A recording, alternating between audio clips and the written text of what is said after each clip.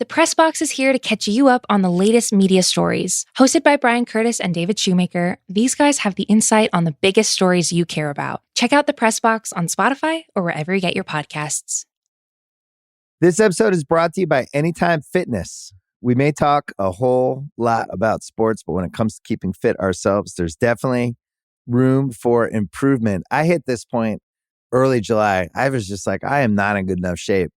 I started trying to walk at least 15,000 steps a day or hiking or just anything to keep my legs moving. Now it's the end of 2023. I feel great. I had a physical 3 weeks ago and the guy was like, you're doing great. You're doing better than you were 3 years ago. I felt great. Whatever your goals are, progress is possible thanks to Anytime Fitness. Get a personalized plan and support from an expert coach anytime, anywhere. Visit anytimefitness.com to try Anytime Fitness for free. Start to train for your life. Terms, conditions, and restrictions apply. See website for details. This episode is brought to you by State Farm. From your morning podcast to your afternoon playlist, State Farm knows you personalize your entire day. And that's why State Farm helps you personalize your insurance with the State Farm Personal Price Plan. It offers coverage options that help protect what you care about most at an affordable price just for you. Like a good neighbor, State Farm is there. Prices vary by state. Options selected by customer. Availability and eligibility may vary. I need support staff to clear the room. Stand up and walk now. Hello and welcome to The Watch. My name is Chris Ryan. I am an editor at TheRinger.com, and joining me on the other line, it's me, him, and Henry Kissinger. Fuck you, it's Andy Greenwald! That's my favorite intro ever. Oh, welcome to the weekly episode of Little Lord Fauntleroy. I am Chris Ryan. I'm joined by Andy Greenwald. We're here to talk about the fourth episode of Succession. That's the fourth really one, right? Flying by now. Yeah. The Lion in the Meadow. Just what an episode. We got a lot to break down here, Andy. I can go through quickly the plot points, or we can talk generalities first. It's just like pretty easy to go through this one because not a ton happened. This week on Succession, we got some new blood in the form of Adrien Brody's Josh Aronson character, which I have quite a bit to say about. Logan and Kendall go out to a private island that maybe is in Long Island, but also requires a flight. So are they in Portugal? I don't know. We'll break that down to plead their case to a 4% shareholder, this guy, Josh. The whole thing takes on a kind of waiting for Godot feeling with Josh stress testing Logan and Kendall in both intellectual, emotional, and physical ways. Meanwhile, back in the city, Roman is looking for leverage on Kendall, buying a photo of a homeless man that he and Kendall paid to get Kendall's name tattooed on his forehead during Kendall's bachelor party. And Shiv is trying to assert herself as president of Waystar Royco but is running into headwinds, even from her father, who gave her the job in the first place. And lastly, Tom is spinning out as his imminent trip to prison, I guess, is coming up on him. So I think the biggest thing to talk about, Andy, is this tete-a-tete that Kendall and Logan... Tete-a-tete-a-tete. Tete-a-tete-a-tete that Kendall, Logan, and Josh Aronson have. Where the fuck were they? Right. Good. Let's start there. I mean, in terms of location, they were absolutely somewhere out on the East End. Like they were somewhere, like whether that was Shelter Island or it's off-season Orient, unclear. Right. But that's absolutely where it was. Like no other place. It's a private island that you have to take a flight to, though. So do you have to fly to Shelter Island? No, you could swim. You could take a little boat. It's not very exclusive. So look, I mean, do I know a lot about a lot of things? Sure, thanks. Yeah, I do. Right. Do I know a lot about the private island economy? I do not. And I think it's interesting that we are having this, like if this was a different season of Succession, I think if it was meant to be somewhere more exotic, they would have filmed it someplace more exotic. You know what I mean? But because this is the COVID season, I'm like, well, they definitely could drive to this place they pretended to fly to, and maybe that was helpful. So I just wasn't know. sure. Was it like, is this like off of the Carolinas somewhere? Like, is it somewhere? I don't think it was that far. I think that, first of all, I think these people perhaps abused the privilege of private air travel a touch. You know, I mean, who am I to judge from this vantage point here in La La Land? But did they need to take 2 fully gassed up Learjets to essentially, go to the Hamptons? Probably not. But people do that, I'm sure. So I don't know. I do think that it is meant to be close because it's suggested that this was meant to be a New York City meeting, but due to the potentially fake illness of Josh's daughter, they had to trek out there. Right. So sometimes what makes a good Succession episode doesn't always make great logical storytelling. And I thought I would mention that off the top here because that jumps out a couple of times in this episode. I'll just say it's not really a criticism like I didn't enjoy myself watching, but episodic television, regardless of whether it's serialized or not, has to sometimes do soft resets to kind of keep everybody's favorite characters somehow interacting. And this show, all the balls in the air. Yeah. This show does that with such aplomb. Like usually, I mean, they like most of these episodes, most of the best episodes involve, for some reason, all of these people had to gather in X place. And that's been a little bit more challenging, I think, for this season, maybe because of what you mentioned with COVID, but maybe also because to keep pushing the story forward, Kendall has to be this antagonist, but they still need to interact with him. You know what I mean? So after spitting in Kendall's day planner following the in utero town hall, Shiv still finds herself on a conference call with Kendall moments later. So there's little things like that. Roman kind of refuses to sign the letter about Kendall in the previous episode because he has some affection for him, but is the person going out scouting for blackmail on him in the next episode. It's good TV. I like it. It just doesn't. Did you find that it was maybe not always tracking in that way? Yes, 1,000,000% yes. And I think it's worth noting, hopefully in a non-pejorative way, like the seams are showing a little bit in this season.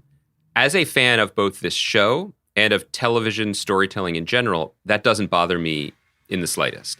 I think that it is a mistaken reading of Succession, as well as probably an indictment of just how our hype culture has overtaken everything else, to suggest that this show is somehow transcendent due to its brilliant plot mechanics. This isn't Breaking Bad. And by the way, if you poke around at Breaking Bad, even Breaking Bad isn't the Breaking Bad that we often talk about. This show has never purported to reinvent the wheel in terms of weekly dramatic storytelling. What it does is it gives you the most elegant and fucking funny wheel you've ever imagined, and God, is it pretty to watch it spin. So that's how I approach the show. And because of that, it doesn't really bother me to see Jesse Armstrong and his writers twist themselves into increasing pretzel logic just to get where they need to get in order to achieve what they want to achieve. I do think, and I've been saying this, I think, pretty much since the season started, so I don't want to repeat myself too much, but I think that there are two major factors at play that are affecting maybe our experience of this. One is there's the COVID thing. We don't know. Yeah, we're going to be talking about it. I know that there was a reason for it dramatically, but I really enjoyed the Adrien Brody's character being like, "Why don't we go outside? It's more comfortable outside." Yeah, it is literally winter. I mean, that is the light we were talking about that I think leached us of childhood pleasure by growing up on the East Coast. You know what I mean? Like the dusky seagrass just sort of wilting.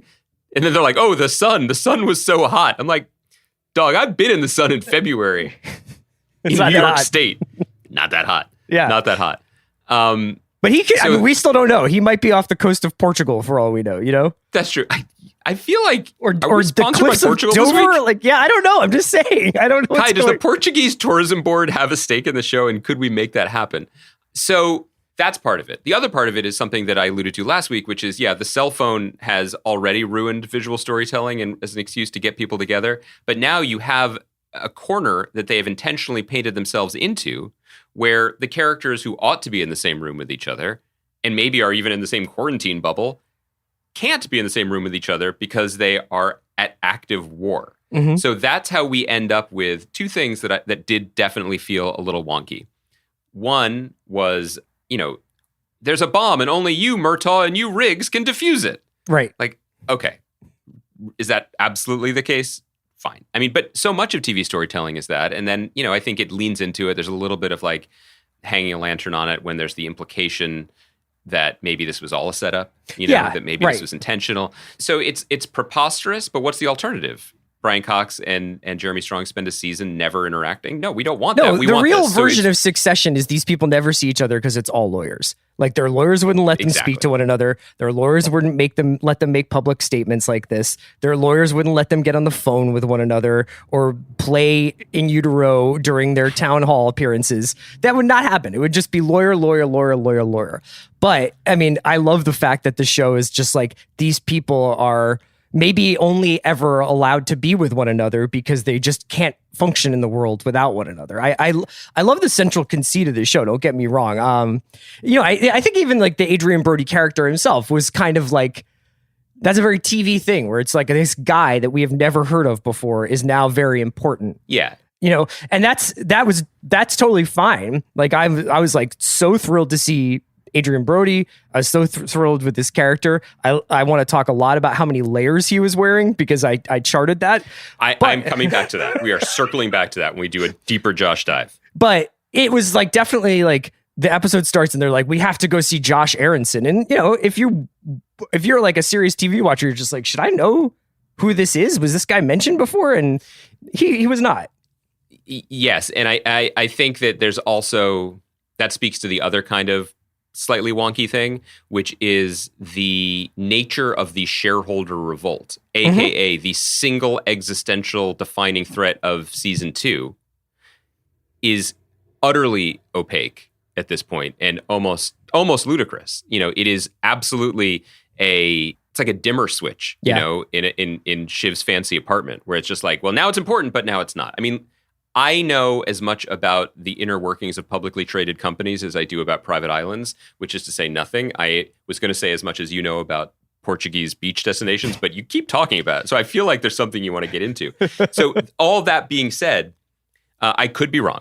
But from my layman's perspective, what world is the Roy family still credible? Like the fact that this shareholder thing, which was so urgent a week ago, is now only intermittently urgent, and also that there's still potentially a strong play for them to regain control, even though it is absolute chaos, up to and including an FBI raid that almost, again, speaking about like hanging a lantern on something, that like, which is the writer's room term of like, is there a flaw? Let's steer into it. Let's point it out. Yeah. This episode begins with them being like, a dramatic escalation that is now going to quiet for a few weeks. I mean, they're admitting it, but again, all that said, I don't actually care about. I mean, ask yourself this question too. If you are a Succession fan who's just like, well, that's not logical.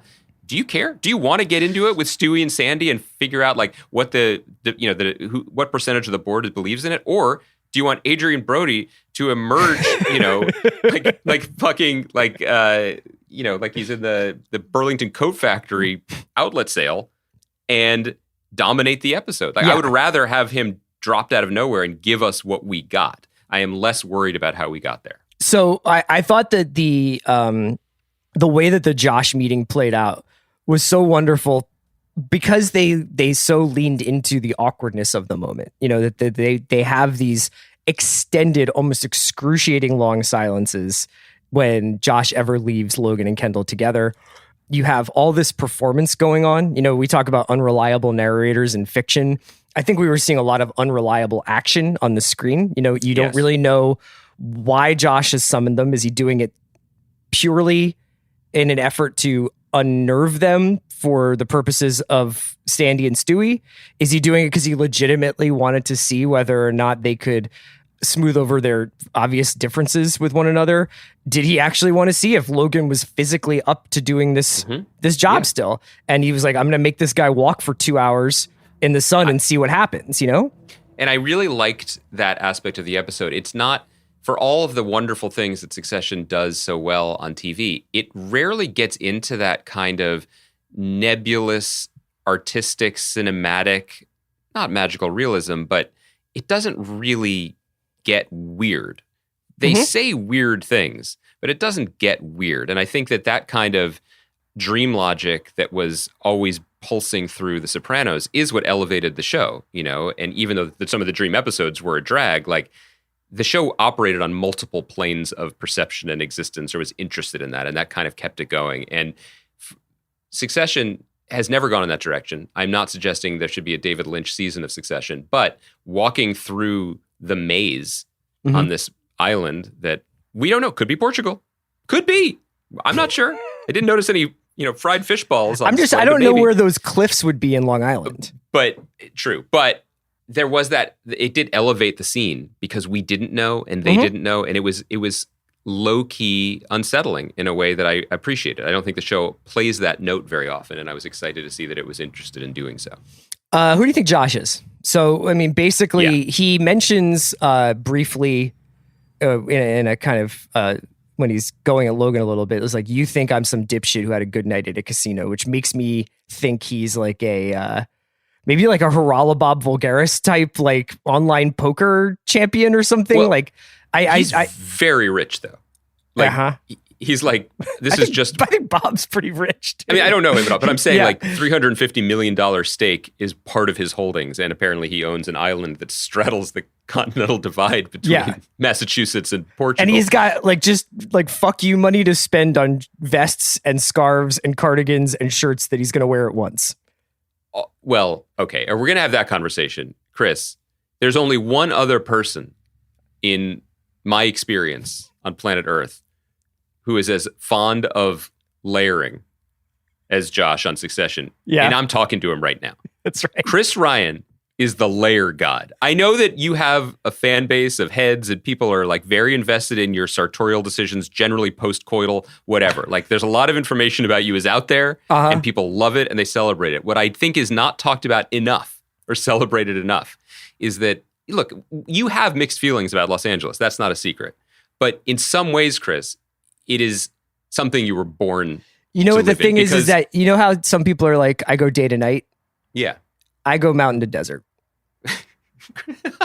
Chris, listen, people who don't live in Los Angeles don't understand the weather here because, yes, it's nice all the time, but sometimes it's chilly and then it's not chilly, but it's chilly in the morning and in the evening. What are we doing? This is not a real challenge for adult humans, but it gets in your head. Yeah. Especially if you've lived your whole life on the East Coast being like, aha, the calendar declares it is January 20th. Thus, I will zip myself up into this tauntaun skin and not remove it until mid-April. Right. Like, that's how you operate. Here, one needs to do what you do, Chris. Like, I didn't even understand the possibilities because I was with my like base, what would Roman call it? Poor person thinking. I was like, there are shirts and there are jackets. Whoa, guess what? Newsflash. There's shackets. There's jerts. Chris wears a t-shirt, a button-down, a vest, maybe a shirt jacket. He always has optionality. He is what the NFL coordinators are looking for. And finally, I saw your genius reflected on the small screen. Representation matters. It's important. It meant a lot to be seen. That guy, so Josh goes from my freeze frame analysis. Yeah. Josh Aronson wearing t-shirt, right, button up, totally. Cardigan, scarf. That was the hoodie, play. Vest, which is, so that is 1, 2, 3, 4, 5 layers plus a scarf. It is a legendary torso performance. The likes of which I don't know if I've ever seen. From that alone, because there's all those you watch the behind the scenes for something like this is how long it took this guy to get made up like an orc in Lord of the Rings. Every morning you would get up at 2 a.m. to get it's like what was Brody's process? Imagine how long it took to put all those layers on. Do you want me to tell you his process? That's his house. Those are his clothes. And he was very excited because those may have been his clams. There aren't too many times where there is a from jump perfect marriage between performer and character like this. I don't think anyone thought this because Adrien Brody's career has been surprising and circuitous in ways not like other Oscar winners. But if anyone was like, why is Adrien Brody joining this show and he hasn't even showed up until the 4th episode? Well, now you see why. I mean, there are two kinds of easy parts for actors. There are ones where they're mailing it in and there are ones where they're like, this is what they do, who they were born to be. And he's phenomenal in this. There's a kind of like cockeyed looseness to the whole thing, total comfort in his skin, other than the fact that he's covered that skin with 19 layers of Gore-Tex. And you need a performer who is going to act like he owns the place when he is sitting at a small folding table with 2 Emmy winners. Can we talk a little bit about that table? Yeah, I can't wait. These guys they leave Adrien Brody's lovely house. They're walking out along the dunes. The Beatles come up. There's some conversation about... What does Logan say? Good band. Good band. Phenomenal line reading. Before that, there's a little bit of conversation about purchasing something called Gojo and like bad UI and good UI and good content and bad content. I'm sure that will come up, but... As the former IT guy for Grantland, Chris, you were all over that, right? Like that was your language. But they're walking. Maybe it's just a walk. Maybe it's just to get the sea air. Maybe it's to stress test Logan to some extent. Mm-hmm. And it's just kind of like, okay, what's going on? I want you to tell me a little bit about how you felt when those guys turn around and there's the lunch table is set and we are about to get this alfresco dining experience. I felt so many feelings. My first thought, I'm going to be honest with you, was disappointment that the pitcher had like minted tea in it when what you want is a crisp muscadet to really pop with that shellfish. You want something that tastes of the land, wherever that land may be, because clearly it's TBD.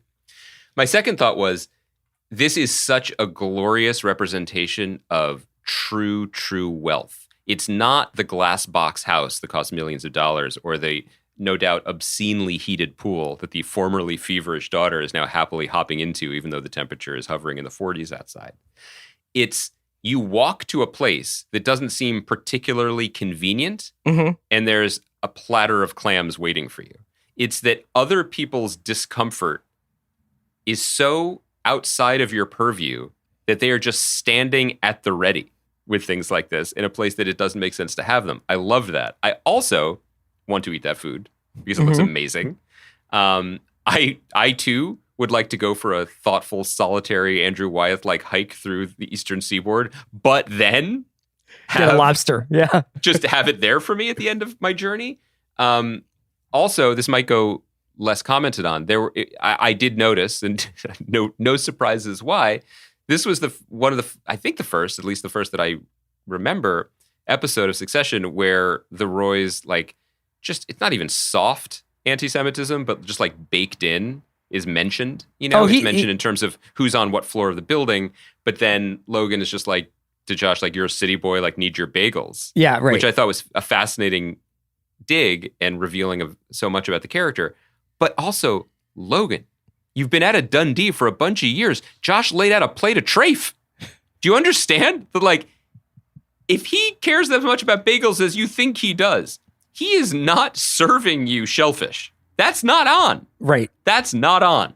So, okay, I had to get that off my chest. So, I mean, Logan also with some opinions about what his experiences would be like in prison just reveals a little bit about him. It's not like anybody has any like misgivings about who that guy is. But I thought that whole exchange that they have on the way back was so brilliant. Both Logan being like, here's your situation. I've got the family. I've got the raisin. I've got the kiddies. You lost. And then he starts wheezing. And there's that really cool shot of just the sort of dead trees or the brush and his heaving breathing. Yeah. And then he's starting to get weaker and weaker. And Logan's like, your fucking brains are scrambled eggs, man. Like, you are 600 years. Yeah, Kendall says that to Logan. He's like, you're 600 years old. You're fucking busting this guy's chops about being Jewish. You think you're basically, you're dead. I killed you that day and you're dead now.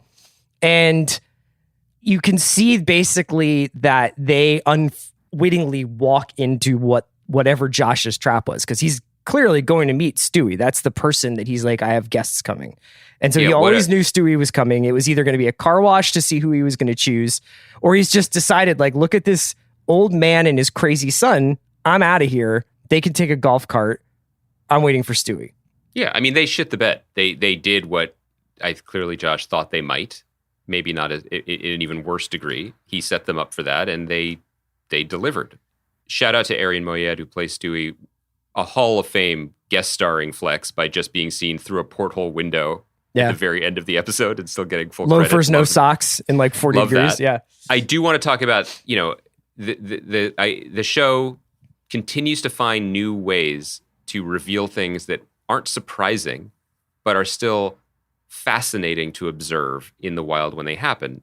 It is not news to Succession watchers to say that the performance of family is just another weapon in a successful capitalist arsenal. Like, we know that. We know all of it. And we had it reminded, if we didn't know, last week with the whole thing with a fishing trip in Roman, the optics at the airport, we know that.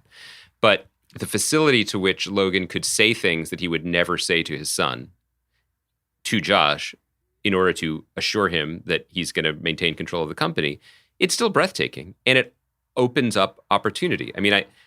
I sometimes I feel like a joke going into sports metaphors because that's not my forte, and also, that is your forte. But it opens up the floor. You know what I mean? It gives players a chance to do what they do best. And in this case, the players are the actors. And for people who are still on the fence, but probably aren't listening to this podcast, honestly, like, who am I rooting for? What is the emotion here? Where's the pathos or the love story or whatever that people often use as markers in television shows? It's on Jeremy Strong's face when his father is saying he's a good boy. That is as yearning and desperate and sad and pathetic and moving as nearly anything else in a drama you're going to see this year. And it's a showcase for that. Yeah. I also do want to say I do not share, I think, any of the traits of the relationship between that. My father and I do not mirror the relationship that we saw in this episode. Sure. However, there is one thing I have to point out, which is that my father, who is also over the age of 80 years old, walks in public and refuses help in exactly the same way that Brian Cox did in this episode. My father walks Manhattan like Walt Whitman writes poetry about Manhattan. Okay? He can't bend his knees. Right. But he bestrides the Colossus of Fifth Avenue. And I'm like, Dad, the light hasn't even started blinking yet. I'm fine.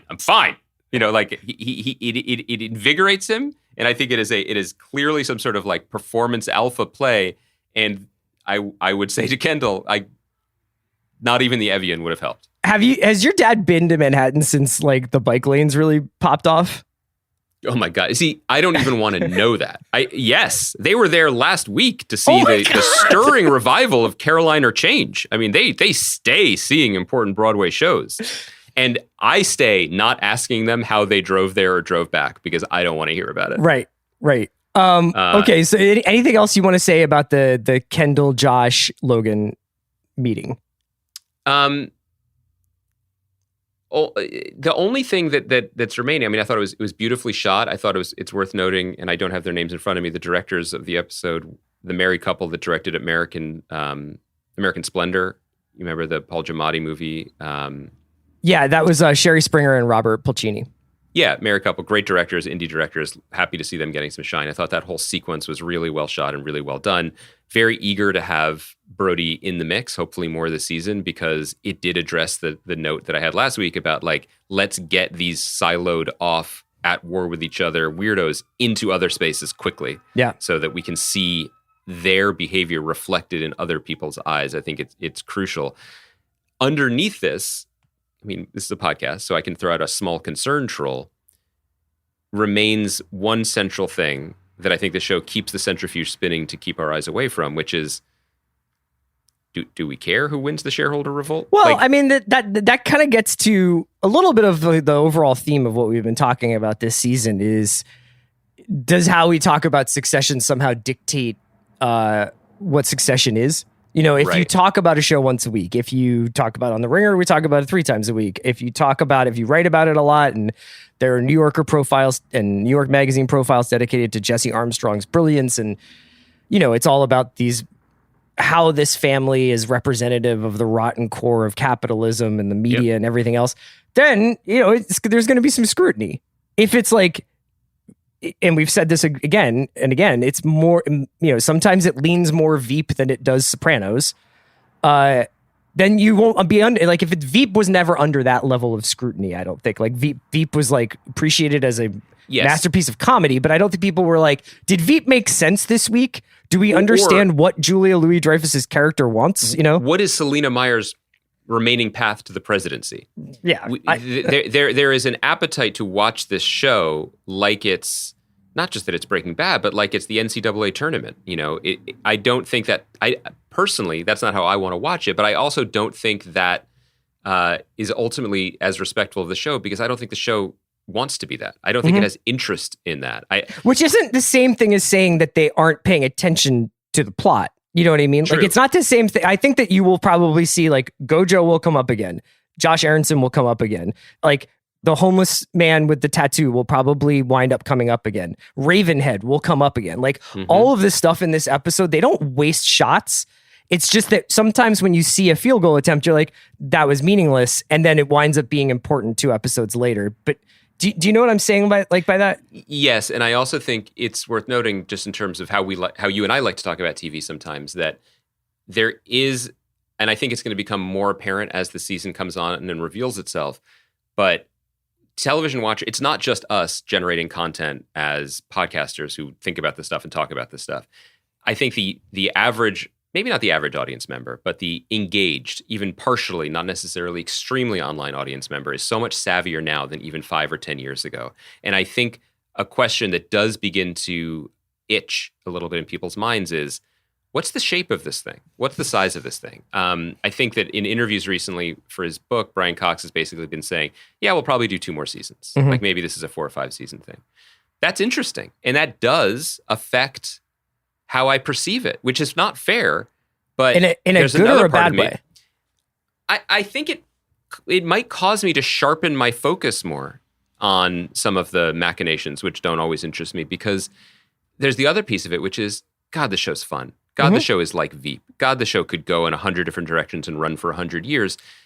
If this show was on Showtime, it's billions, right? And there's no disrespect against billions. Like, that's a pretty profitable lane for a show to be in that has lost a main character this year and now can go for 6 more years. You know, like, if Succession is a 9 or 10 year commitment, I think that where the decisions made now feel different. And I don't think it is going to be that, but I think it is worth paying attention to that question. Yeah, I do think that there is so I don't want to underrate some of the magic of the show, because I will say, if people go back, and you know, this episode of our pod's going up after this episode has just aired, go back and maybe just watch the Josh stuff again, knowing what we know at the end of the episode, and see how he kind of pulls their strings the entire episode. Because he's always got them moving. He's always making them get up and move over and get up and move over and sit next to one another and walk with one another. And once you see that, and maybe it'll turn out that he is like a poker player or something. I mean, he does allude to being a gambler or something like that. Like, that kind of study of human behavior is inherent in people who gamble. Like, that's part of playing poker. And I thought it was an interesting move to see him just kind of be like, come over here. No, sit over there. No, let's get up and get some air. Now let's go walk. Now let's go eat. Now let's walk back, but I'm going to walk ahead of you and make you feel like you have to keep up with me, but I'm trying to abandon you, but I keep taking you the wrong way. And there's the ocean over there. I can send the cart. You know, it's like a lot of manipulation that doesn't seem that way in the first go around. No, and you're right to also say that the show doesn't waste its shots. So Josh lives in a glass house where he can watch everything and see everything. And yeah, every part of this is scripted. We know from being with the Roys that everything they do is scripted. You know, that's a good play. That was the smart move. Or at least they then retroactively retcon impulsive, emotional, destructive, abusive behavior into a play. Yeah. But here, Josh says, you know, my daughter's sick. She wasn't sick. You need to come visit me. What's that going to mean? And so the Roys try to do a script polish. They try to rewrite it. So Logan and Kendall want to kill each other. So they'll fly separate planes, but they will reconnect on the tarmac and get on the same page. Well, no, they won't. Kendall breaks that, races into the house. The first thing Josh sees is that they are very much not on the same page. Yeah. So they're communicating the entire time, and he's reading them, which isn't hard because they're a large print children's book at this point. This episode is brought to you by Mint Mobile. New Year's resolutions are fun the first couple of weeks. Then you kind of maybe conveniently forget about them halfway through January. No shame. It happens to us all. But this year I have a foolproof plan, at least when it comes to saving money. Just switch to Mint Mobile and you're done. Goal accomplished, because for a limited time, their wireless plans are $15 a month when you buy a 3-month plan. The great thing about Mint Mobile is there's no jaw-dropping monthly bills or unexpected overages, and all plans come with unlimited talk and text. Get this new customer offer today at mintmobile.com/watch. Additional taxes, fees, and restrictions apply. See Mint Mobile for details. Why does this room look amazing? What'd you change? I just got these custom shades from Blinds.com. It's all online, so it's really easy. I remember shopping for blinds. I waited around all day just to get a quote. It took forever. And the worst part, hidden fees. How about you? I chatted with my Blinds.com design consultant on my time. Plus, they make it easy to DIY or add installation like I did. Blinds.com sounds way better. Way better. Shop Blinds.com for up to 45% off. Rules and restrictions may apply. I think that as a way to pivot off of this plot line, this was a bravura episode from Brian Cox. Like, not just faking having whatever he was having, just absolutely owning every scene. And you see the spark in his eye when someone pushes back, or fights back. Like we shouldn't keep giving people homework like this, but I don't know where it came. Something came across my feed, or I saw online a picture of Brian Cox at the HBO New York premiere for Succession. And in the pictures, he's just a doofy older guy. He's an actor. He's probably a nice guy, or not always a nice guy, whatever, but he's just sort of smiling. And then you see the way this show frames him up, and he's the fucking lion in winter. You know what I mean? Like, every piece, every movement is chiseled and chosen. And for as strong as this episode was for him, I don't want to overlook the fact that this was a Rushmore episode for Greg, in my opinion. Not in the focus, but talking about doing a lot with a little. Yeah. His plus-minus rating off the charts. The morning rum and coke is up there with the doing all of Kendall's cocaine at the bachelor party, or at Tom's bachelor party. That face he makes when he takes that first gulp, he's just like strong. He's like, I like it. Yeah. He's like, should I chug this? I could chug this. But the two of them together, masterclass in high status, low status performance, and finding how to make the scene pop. No one dominates the scene, even though they're coming at it from completely different positions of strength. Did I miss something, or did he not sign whatever those papers were on screen? I was a little bit lost there too.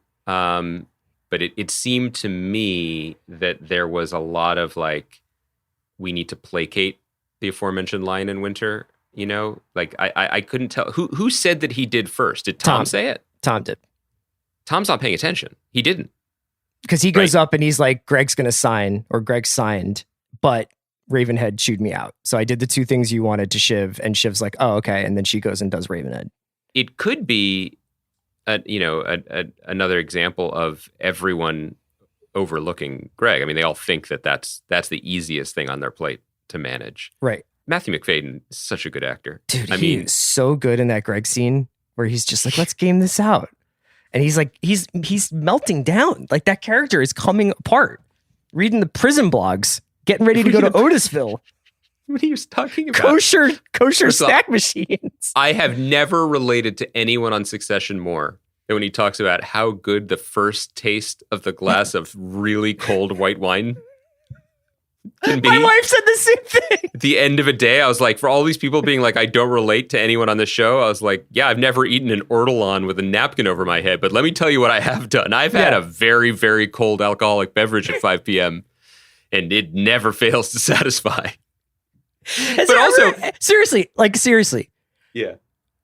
Has there ever been a time where you had a cold beer, a cold drink at 5 o'clock or 6 o'clock, whenever quitting time is for you? But it's like, it's maybe before you start eating. Mm-hmm. And you just wash that man right out of your hair. You know what I mean? Has there ever been a day? How many days are there in the week? Should I say them in their Latin names? Has there ever been a time where that hasn't 100% worked all of the time? I don't know the makeup of our audience, and I don't know if we have people who are generally I'll tell you what, our age or older we have or younger. Someone named Kaya McMullen who loves a winery. I'm sure she agrees with us. But let me just say, and I would like to know what Kaya has to say, but I just wanted to say that, like, I feel like I've been doing this drinking thing for like 23 legal years at this point. And look, we all try to game the system. We're all like, Walter White it. Like, what is the breakdown of feeling good now and not feeling bad tomorrow? And what's being able to sleep? Matching, yeah, right. Going to sleep, which becomes an issue as liquor you before age beer, like we do, all that. Yeah. And I'm going to tell you guys, all of you Dr. Steve Brules in the lab, you know what I mean? Like, just mixing up the medicine. You might not want to hear this, but the ice cold light beer, not like a Coors Light, but I mean like a lighter, like a Mexican style beer. What's wrong with a Coors Light? No, that's fine too. I'm just saying right. it doesn't, I'm not, whatever your pleasure. I'm just saying not like a triple Juice Wolf IPA or whatever. I'm saying that cold lager or Pilsner beer at 5 p.m. is as good as it's going to get. And you might as well quit there. That is the only 100% approval rating I've ever found for alcohol. That's it. Kai, any notes on drinking before we go ahead of the rest of our Succession pod? Honestly, no. I think you guys really covered it. All I can say is 100% agree. Co-signed. Yeah. I mean, I think, and I don't want to ruin the magic. It's a sensation that crosses generations is what we're trying to say. Yeah. And just to expand the purview of the connection, I also would be very, very in my head with worry about lights out, nighttime. I can't keep reading your prison wine, not being able to get your prison wine cold enough. Not the wine, but he likes to read in bed to a certain point, and now I'm sleepy. So now I'm going to turn the light off and put my book, my spy thriller or whatever on the bedside table. Like, that's important. It's self-management. I'm not saying I want more time always. Maybe I just want to read a page. Words get a little blurry. That's the old universe telling you it's time to go night-night. I want to be in charge of that. What the fuck was the Nero story to you? Like, what was that story about? Like, I would like to make you my courtesan story. What was it about? Well, I know what it was about, but what was the purpose of telling Greg that? No, it's okay if you don't have an answer.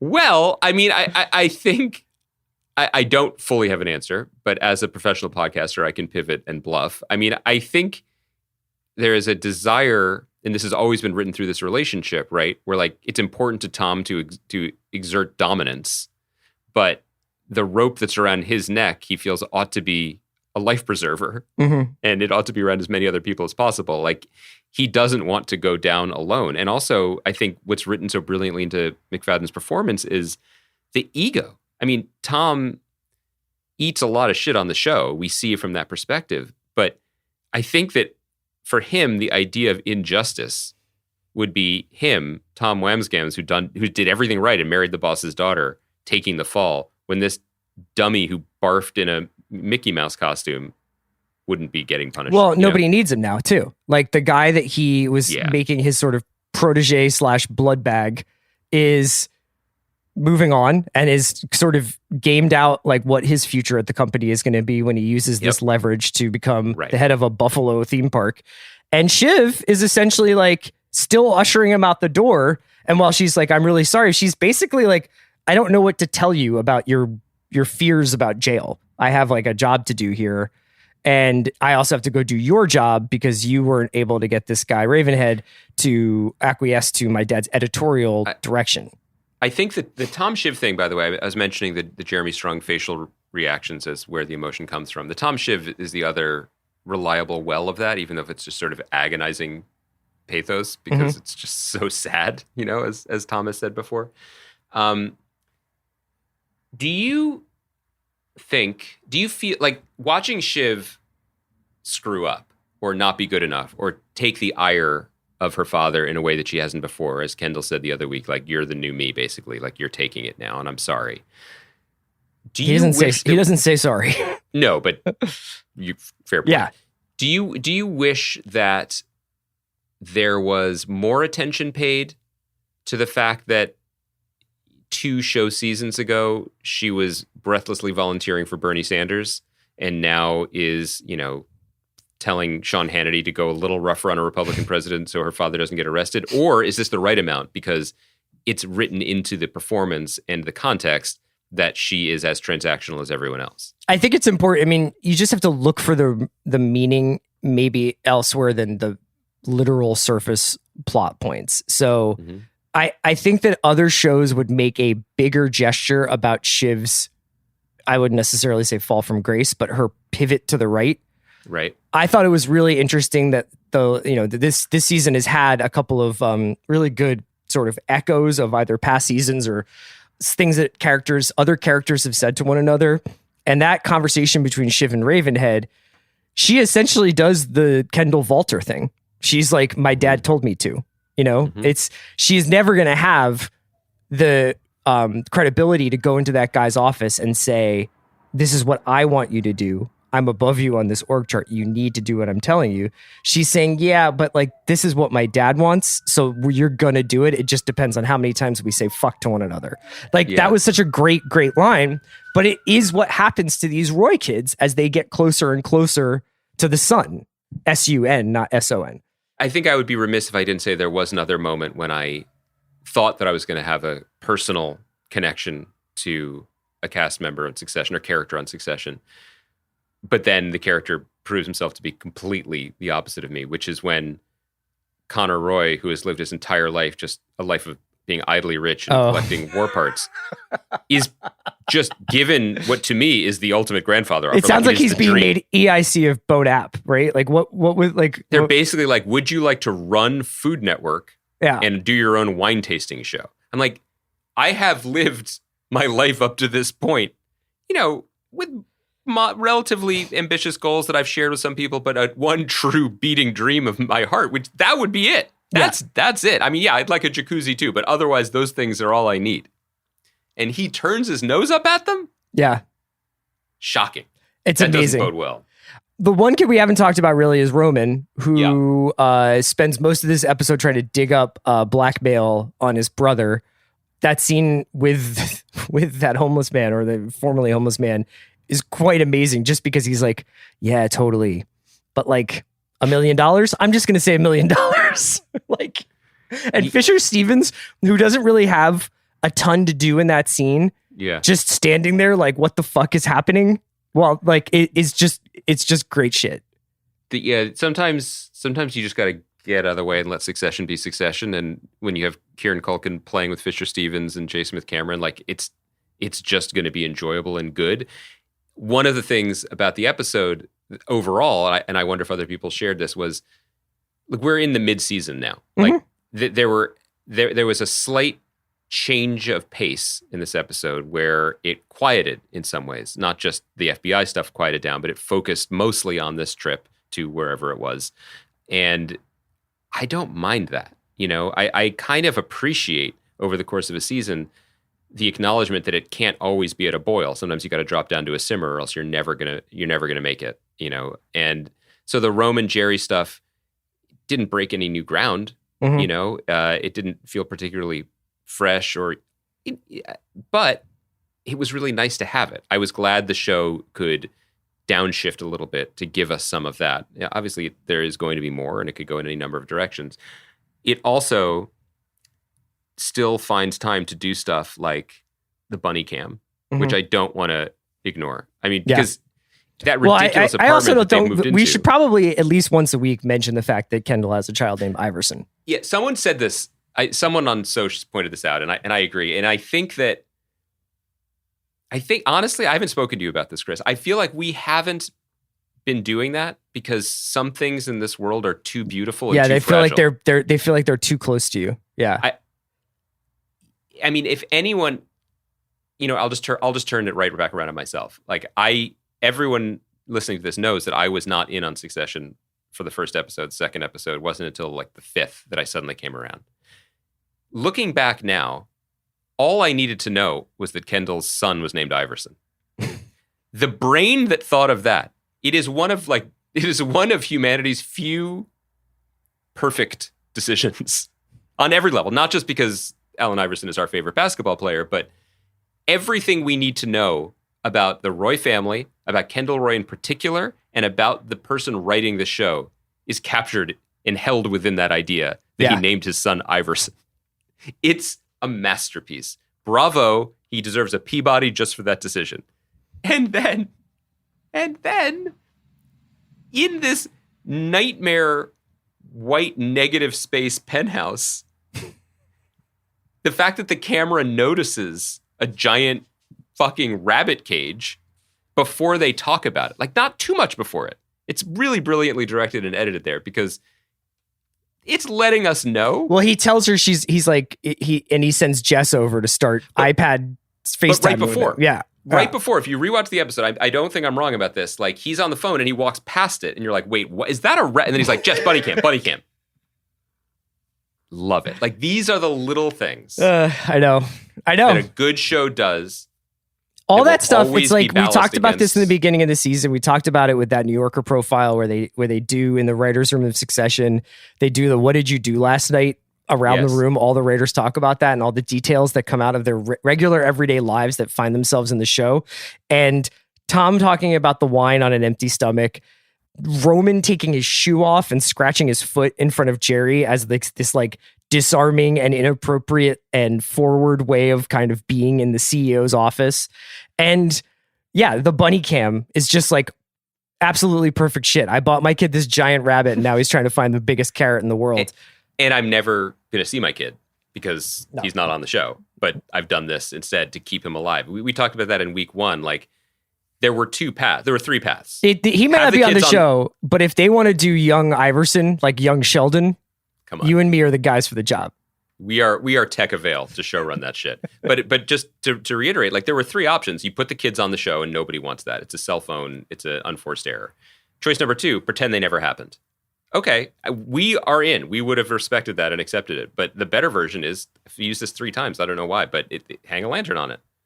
We're going to point out that there's this 2 children-sized absence inside of Kendall's life. Yes. And we're going to use it to elucidate emotional things or make bunny jokes.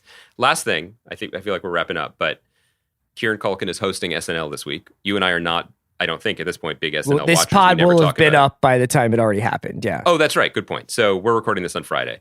So this, I don't know if this will be entertaining or not, but like, there was a tradition, this is back when I was more of an SNL watcher, like, I don't know what the example would be, like Kyle MacLachlan hosts the show or John Hamm hosts the show right when the Twin Peaks is on or Mad Men is ascendant, and you're like, oh, we're going to get the parody. They're going to do the parody. Yeah, like, I mean, Nicholas Braun was just on with Rami, but he was, I think, right? But that was Lindsey Buckingham dressed as Nicholas right. Braun. I would count on seeing some Succession heads on do you the show do you want week. that? Does this make you interested in what? Like, is your level of fandom at this point? Would it lead you to checking out some SNL because Kieran is on it? Sure. Yeah. I mean, I watch clips of SNL like when I can. Yeah. I guess as I bring this up, I realize the buy-in is so much lower now than it used to be. Yeah. It's not before clips. Like, not only do we live on the West Coast where Saturday it starts night early, but it's like that used to be a thing. Yeah, because you and I spend a lot of time out of the house after 11:30 on Saturdays. I don't spend a lot of time out of my bed, so that would require a lot. Andy, thank you so much for talking to me about this wonderful television show. Thank you so much to Kaya McMullen for producing us. We'll be back on Thursday to discuss more pop culture, probably Eternals. Greenwald, have a great week. The best thing of knowing this is coming on Sunday night is that all of you listening, I am having something ice cold right now. Right now in the future. And I'm looking forward to it. Have a great rest of your Sunday night, Brianskis. Later.